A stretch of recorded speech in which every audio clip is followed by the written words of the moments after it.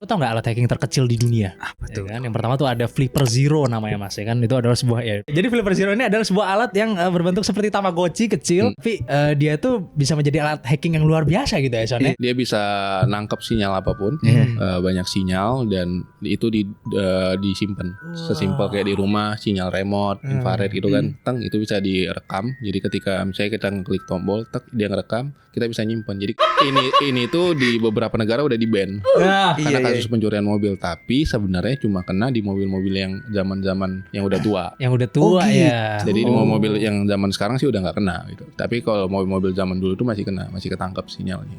Dulu itu sedulu apa? Maksudnya tahun 2000 di bawah 2015 kah? Kayaknya under Motoba 2010 kali ya. Oh, tapi nggak under menutup kemungkinan di atas di bawah 2015 ada yang kena juga gitu. Kayak yang mau pada saat mobilnya tuh udah tercomputerize gitu ya, bukannya Iya. bisa kena ya.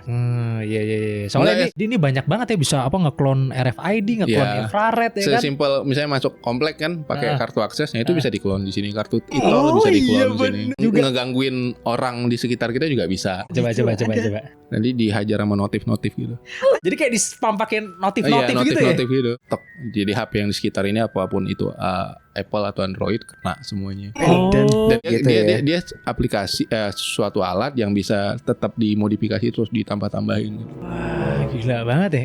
Ya gue juga tahu kalau misalnya kayak hacker gitu bisa pakai ditambahin antena katanya Ya, ESP32 ada yang pakai atau apa bisa gitu. dicolokin Tambah-tambahin lagi antena lagi. buat memperluas daya jangkaunya gitu. Buat bikin wifi palsu katanya bisa juga katanya. Ya. Ya kan? Langsung dikelilingin wifi palsu katanya pakai antena-antena gitu. Jadi kalau misalnya tadi lah yang kunci mobil lah. Jadi misalnya orang pas buka gitu, tak terus langsung ketangkap di sini bisa ya. Iya, jadi cara kerjanya itu misalnya sesimpel apa ya, kita mau nangkep sinyal. Itu dari Bluetooth kan itu? Enggak, dia dari masuknya itu RFID, NFC. Nah ini tinggal kita tinggal pilih. Kalau misalnya kayak kontaknya remote dalam rumah nih, infrared. Kita tinggal run nih, learn new remote. Nah ini ketika dia kedip-kedip ini dia lagi nunggu trigger. Nyari ya. Ketika triggernya dimencet, udah tetap dia nangkap, ya udah kita bisa simpan gitu. Maksudnya nggak perlu nempel gitu ya? Nggak, tinggal nyalain aja, duduk diam udah nanti dapat nih. Lihat terus tinggal lihat orang, oh dia mau mobil mana, udah. Buka tak gitu. Nunggu orang lain Edan. buka pintunya Iya, makanya gitu di ya? beberapa negara ini Nunggu sinyalnya jalan, men. di-ban karena itu gitu. Iya benar, yang gue tahu di Amazon tuh udah nggak bisa, udah nggak boleh dijual tuh, udah di-ban tuh di beberapa negara karena jadi keresahan, jadi bridge gitu ya, keresahan Iya. untuk bridge ya. Soalnya harganya nggak semahal itu kan Mas ya. Cuma Kalau saya di Indonesia. Padahal ini sebenarnya pertama kali dibikin katanya buat uji keamanan.